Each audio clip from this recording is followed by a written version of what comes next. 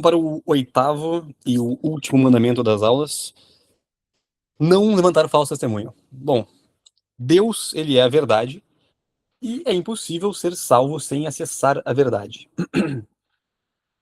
Essa verdade ela é acessada através da igreja, da Bíblia, da criação, mas também através das pessoas. Pessoas ensinam umas às outras e pessoas, né, vão em missão, pessoas evangelizam.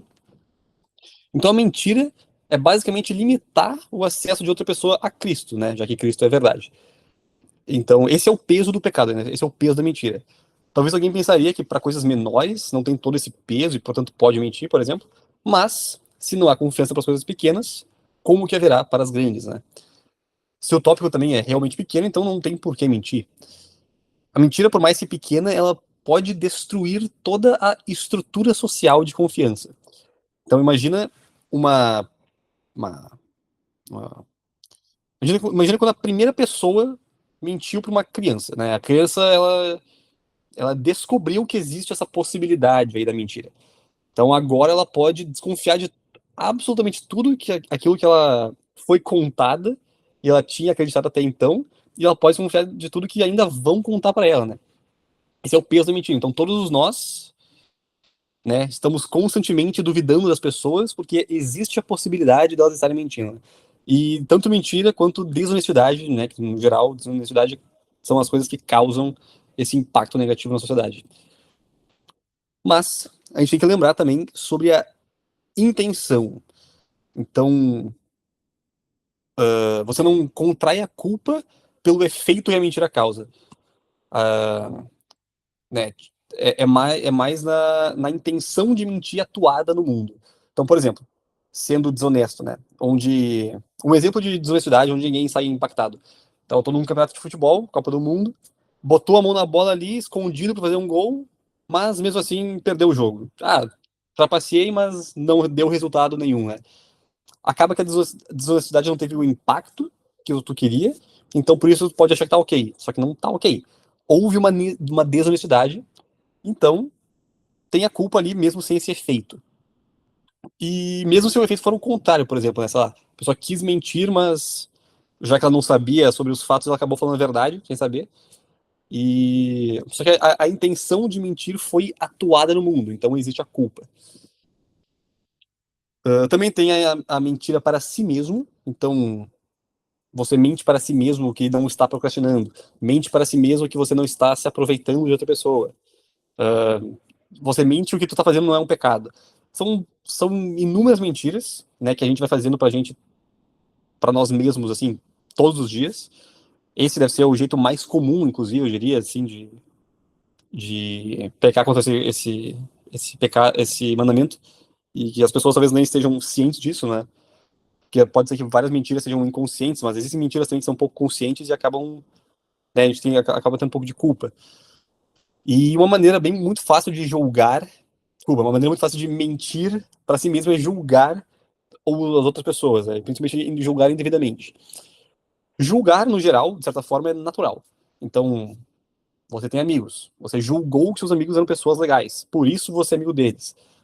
Você julga que quem você quer namorar é uma pessoa namorável, então você vai lá e namora essa pessoa. Né? Então, julgar não é necessariamente negativo.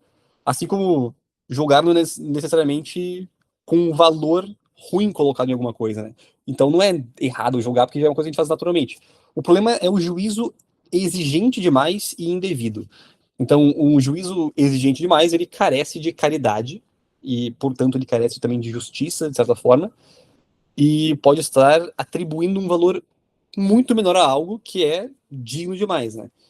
Então, lembra da nossa hierarquia lá de valores? Se você não atribui um valor correto, de uma maneira correta, porque você está sendo muito exigente para aquilo, acaba sendo injusto, né? E aí esse juízo vai carecer de verdade, né? Então a gente vê como ele cai nesse mandamento. E também vai ser uma mentira para si mesmo, né? Atribuir um valor ali, fazer uma atribuição mentirosa de valor na tua mente e alimentar isso, né? Tudo isso é mentir para si mesmo. E aí depois do juízo também tem a fofoca, né? Se você sai difamando, né, mentindo, aquela mentira que você mentiu para si mesmo sobre outra pessoa, você sai expondo ela Isso tu vai estar mentindo para as outras pessoas também, né? Então, além de mentir para si mesmo, tá mentindo para os outros. E além da fofoca, uma maneira também de mentir seria expor segredos, né? Então, quando você foi confiado um segredo, é como se naquele momento você estivesse comunicando à pessoa que te contou o segredo implicitamente que você não iria espalhar o segredo. Então, naquele momento ali, você assinou um contrato quase que ela só te contaria se você não espalhasse. E se você fez isso estando disposto a espalhar, você estava mentindo, né? Ao estar ali ouvindo o segredo e já ter essa mentalidade, já foi ali uma desonestidade, né? Mas, claro, se alguém conta um plano maligno em segredo, pode ser até que seja sua responsabilidade expor esse segredo às autoridades, né? Então, em casos de necessidade, a gente vai ter que abordar um conceito de restrição mental. E a restrição mental é o ponto que vai resolver todas as dúvidas que vão vindo, né, com esse mandamento. E, e também com as tentativas, né, de relativizar o mandamento, né? Então, a restrição mental vai solucionar essas tentativas de tornar ele paradoxical, assim. Por exemplo, se um assassino viesse me perguntar onde está tal pessoa, eu não vou poder mentir daí? Né, não, tu vai poder mentir, mas não vai ser, tu vai poder mentir, mas para esses momentos é feita a restrição mental. A comunicação humana, ela é muito além das palavras. Então, existem verdades implícitas na comunicação. A restrição mental seria acessar essas verdades, né, que estão abstraídas da conversa, para manter a moralidade mesmo omitindo verdades, né? Então, quando o assassino perguntar onde está o fulano, você vai acessar a verdade implícita que é onde está o fulano para que eu o mate. E aí tu vai responder, não sei, com a restrição mental significando, não sei onde está essa pessoa que não é digna da vida. Porque não existem pessoas não dignas da vida, né? E aí, bom, é claro, eu espero que ninguém nunca passe por uma situação como essa que eu estou dando de exemplo, mas é só para realmente exemplificar a utilização justa da restrição mental, e entender como mesmo nesses casos críticos aí, ou que vão sendo trazidos como os paradoxos do mandamento, a gente entende como não estaremos mentindo, né? Mas dá para desviar de causar um mal maior, porque a comunicação humana vai além da linguagem. E esses são todos os mandamentos, né? Todos os pecados aí que eu apresentei nessas aulas, eles são perdoáveis, né? Então, o amor de Deus, ele supera todo o crime de todos os pecados de toda a humanidade. O valor que Deus entrega, né? O menor valor que Deus entrega, sendo divino, paga por infinitas dívidas dos pecados. Então, por isso, basta o perdão de Deus, e nada mais do que o perdão de Deus, para justificar uma pessoa. Porém, lá na Bíblia diz o seguinte: por isso eu vos digo, todo pecado e toda blasfêmia serão perdoados aos homens, mas a blasfêmia contra o Espírito não lhe será perdoada. Todo que tiver falado contra o Filho do Homem será perdoado, se, porém, falar contra o Espírito Santo, não alcançará perdão nem neste século, nem no século vindouro. Então, aparentemente, existe um pecado que é imperdoável, né? Então, lembra quando a gente falou do Espírito Santo, né? Que eu dei uma definição meio vaga assim, que ele seria basicamente o fluxo de amor entre as duas primeiras pessoas, né? Essa terceira pessoa da Trindade seria o fluxo de amor entre as duas primeiras. Então, a blasfêmia contra o Espírito Santo aqui seria desdenhar do amor de Deus. E o motivo pelo qual isso é imperdoável é porque Deus não perdoa quem não quer ser perdoado. Deus não vai ir contra a liberdade da pessoa. Se a pessoa está rejeitando o amor de Deus, Deus não vai estender amor a elas. É simplesmente isso. Então, se Deus perdoasse esse pecado, ele estaria impondo o seu amor, né? E rejeitando a liberdade da pessoa. Só que Deus não faz isso, né? Deus ama e ele ama com a liberdade das pessoas.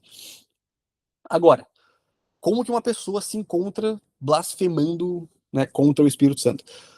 O jeito mais clássico, assim, que a gente pensa é que essa pessoa genuinamente acredita que Deus é do mal, né? A pessoa realmente não quer estar com Deus.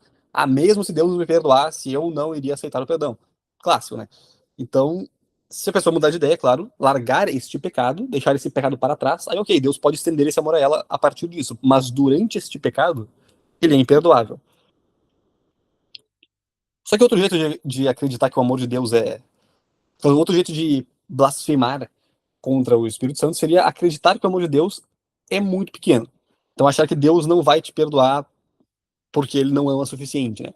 Como se você fosse um ser humano aí com valor infinito e o seu pecado é infinito também, então nem mesmo Deus consegue perdoar e ser tão misericordioso assim a ponto de perdoar este pecado imenso, né? Ou achar que Deus, por exemplo, por mais que você não seja de valor infinito, mas você acha que Deus tem um valor, o amor de Deus é ilimitado. Desculpa, que o amor de Deus é limitado. E o seu pecado ultrapassou esses limites que você impôs a Deus, então, portanto, Deus não consegue te perdoar. Essas são as maneiras de blasfemar contra o amor de Deus. E essa última, ela é, de certa forma, bem comum, assim, entre os fiéis, principalmente. E ela se manifesta bastante, né? No caso, ter esse pecado do Espírito Santo dessa maneira, de duvidar do amor de Deus e tudo isso, não é tão comum assim, mas existe uma manifestação disso chamada escrúpulos. Então, o escrúpulo é um pouco disso de esperar menos do amor de Deus, e aí acaba meio que não confiando no perdão dele, né? Então, por exemplo, se eu acho que o meu pecado é tão grave que eu tenho que pedir perdão dezenas de vezes, porque Deus me perdoou uma vez não foi suficiente, né? Mostra ali que lá no fundo eu estou duvidando do perdão de Deus, né? Então, outra coisa comum é. Então, isso, às vezes, as pessoas que estão escrupulosas, elas podem ir lá, se confessar, pedir perdão, depois elas pensam, basta, mas eu não sei se eu realmente estou. Ainda me sinto mal, então eu ainda vou lá e vou me confessar de novo. Não, isso é não confiar no perdão, né? Outra maneira comum de ser escrupuloso é pesar muito os pecados, né? Que nem a gente falou ali do juízo indevido e sem um juízo mais exigente, né? Ver as coisas como ver a vida como muito exigente também é, de certa forma, desdenhar do amor de Deus. Então, acreditar que um pecado venial é grave e fazer isso sem ser por falta de instrução, né, mas sim por falta de misericórdia mesmo da pessoa, também seria um pecado contra o amor de Deus. Então, sei lá, por exemplo, uma pessoa acha que falar um palavrão é um pecado grave, independente do contexto. Não é assim que funciona, né? Isso aí é achar que a realidade é um pouco mais exigente do que ela realmente é. Ou pior, né? Coisas que nem são pecados, a pessoa acha que é. Sei lá. A pessoa acha que cortar cabelo é pecado. Acha que usar joias é pecado porque ela leu na Bíblia isso, ela não sabe interpretar a Bíblia e ela só acha isso. Né? A pessoa acha que usar calção é atentado ao pudor porque mostrou o joelho ali. Esse tipo de coisa que, tipo, não é pecado nem em nenhum lugar, tipo, independente do contexto, isso não vai ser pecado nenhum e não existe realidade que isso é pecado. E a pessoa acha que é, porque ela criou essa regra. Isso também é achar que Deus criou uma realidade que não é tão misericordiosa com as pessoas, né? Então, são centenas de coisas que as pessoas vão inventar que são pecados, e muitas vezes é só para julgar os outros e se fazer de especial, né? Ah, eu não corto cabelo, sou mais santo, sabe? Coisa assim. E aí essas pessoas acabam criando um Deus que não está em concordância com a realidade que ele mesmo criou. Então elas acham que qualquer prazer é pecado, o mundo material é maligno. Então realmente são dezenas de exemplos assim que ao longo da história a gente foi vendo, e até hoje tem vários assim. E no fim da análise, né, essas crenças elas são a sua crença de que a justiça divina é arbitrária e não fruto do caráter divino, né? Que a lei de Deus ela é só uma canetada que ele decidiu assim arbitrariamente e a gente não segue a lei por uma conformidade com Deus, mas sim porque teremos que estar de acordo com essas canetadas, né? E é por isso que eu tenho que vir aqui e explicar os mandamentos, né? Entender o sentido deles. Como que eles são propriedades da realidade, não só regras que Deus largou pra gente, né? São conselhos de Deus para nós nos conformarmos com a realidade que já é assim, né? Então esses pensamentos assim que estão por trás do escrúpulo, né? Eles vão de certa forma ser contra o amor de Deus, né? São várias armadilhazinhas que as pessoas vão caindo que podem levar elas ao pecado do Espírito Santo. Então, sobre essa questão aí dos escrúpulos e do julgamento, queria fazer um comentário aqui meio mais, sei lá, de conselho do que de ensino teológico, né? Mas é que a fé ela é uma caminhada. Tipo, Deus, ele vai conduzindo as pessoas cada vez mais para perto dele. Vai santificando a pessoa com o tempo. Então, é como a gente viu no caso, é mais cobrado de quem mais é confiado. E aí no início da caminhada, quando Deus ainda confiou poucas coisas, a gente não pode se exigir tanto assim. Inclusive, quando outras pessoas estão no início da caminhada, a gente não pode exigir tanto delas, né? Já que nem o próprio Deus exige isso. Então, claro, eu não tô falando para desconsiderar os mandamentos, né? Tô falando que essas questões realmente de, sei lá, pecados com diferentes gravidades ou níveis de conhecimento, né? Sei lá, por exemplo, um exemplo que eu já vi pessoas se degladiando em cima, né? Algumas pessoas elas vão ir vestidas para missa com roupas sociais e elegantes, e isso é ótimo se for por verdadeira piedade, né? Se for para se mostrar piedoso, isso é outro pecado. Mas essas pessoas aí que se vestem assim, elas podem achar que ir na missa com uma roupa de time é um pecado. E realmente, né, talvez para essas pessoas assim que têm esse entendimento dessa condição, realmente seria um pecado se essa pessoa fosse para missa com roupa de time. Só que existem pessoas em outras condições.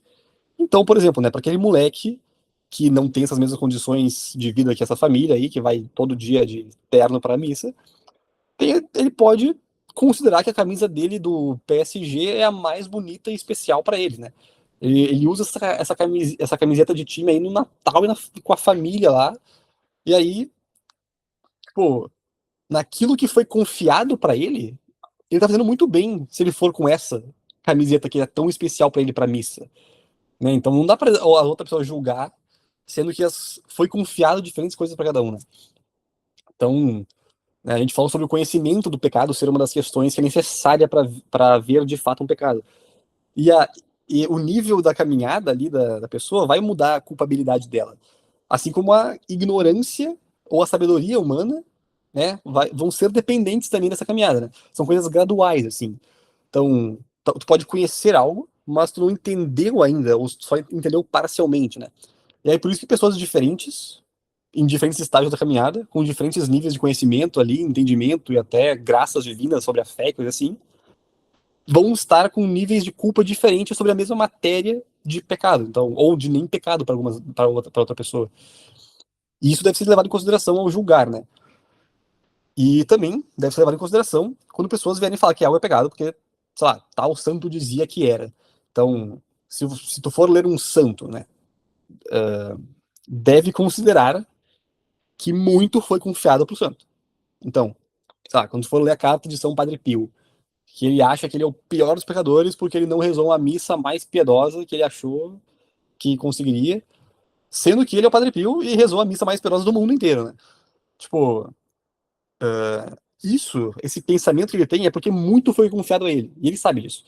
Então, o padre que ainda não é assim, não é tão santo assim, ele não tá pecando sendo menos piedoso que o Padre Pio, né? Necessariamente, ele pode estar pecando porque para ele não tá correspondendo com o que foi confiado, mas ele não precisa corresponder com o que foi confiado pro Padre Pio, né? Então não saiam achando que só porque um santo disse X, então X é dogma e X é esperado de você e de todos os fiéis. Não, não é assim que funciona. E se falem para vocês isso, pé atrás, que provavelmente essa pessoa deve estar só canetando regra arbitrariamente, assim, né? E também tem que entender que no caso do santo, ele não está sendo escrupuloso. Então, se você tiver o mesmo nível de cobrança para si mesmo que o Padre Pio demonstrou ali na carta do Padre Pio, talvez você seja escrupuloso, né? Porque talvez sei lá, por exemplo, né, o Padre Pio, ele reza a missa por 2 horas. Ele sai dessa missa de 2 horas achando que ele foi, que não teve tanta piedade. Lá no coração dele, ele conhece as distrações que ele teve durante essas 2 horas, ele conhece né, como que ele reza uma missa, ele já viu ele rezando melhor, de uma maneira melhor. Então, ele vai anotar esse arrependimento dele, só que tu não pode ler isso e achar, então se eu rezar por menos de 2 horas é errado, que falta piedade, né? Tipo, isso vai ser escrúpulo. No teu caso, isso vai ser escrúpulo. No caso do Padre Pio, não vai ser escrúpulo. Então tem que ter muita cautela, né? Tem que ter temperança para entender e prudência para entender esses, esses espectros aí santidade, de ignorância, de sabedoria, e aí, enfim, entender a culpabilidade de cada coisa. E por fim, né, entrando ainda mais nessa ideia de conselho, assim, né, isso aqui fica ainda mais, né, achismo meu do que no slide anterior, né, então isso aqui realmente não é um dogma, mas já que a gente entende o pecado do Espírito Santo, a gente, né, entende que o escrúpulo, ele é dessa mesma natureza, mas de uma gravidade menor, assim, e a gente consegue entender que se o pecado do Espírito Santo ele é o pecado imperdoável, parece que o escrúpulo ele tem uma certa gravidade, né? Por mais que não seja considerado um pecado grave, assim, necessariamente, parece que por ele compartilhar essa natureza do pecado imperdoável, então ele também tem um certo perigo ali. Então o que eu diria, né? Na dúvida, apostem na misericórdia divina, antes de apostar no peso do seu pecado, né? Se for para colocar as fichas em algum lugar, no fato de meu pecado é muito grave, estou em pecado mortal, ou o, o amor de Deus é infinito, então fui perdoado, confiem mais na misericórdia divina. Mas claro, né, não pode usar esse pensamento para mentir para si mesmo e anular todos os teus pecados. Se você genuinamente sabe que você está em pecado, então você está em pecado. Se você genuinamente sabe que você está em estado de graça, você está em estado de graça. Se você está na dúvida, aí que eu acho, eu diria, tá, analise essa dúvida, vê para qual lado ela tá pendendo mais, mas tá numa dúvida realmente assim, ó, 50-50, confia mais no amor divino, né? Isso eu acho que é. Confiar no amor divino, eu acho que é a aposta mais tranquila que a gente pode fazer na nossa vida. Porque ele é, de fato, infinito e perfeito. E por hoje era isso, então terminamos aí os 10 mandamentos.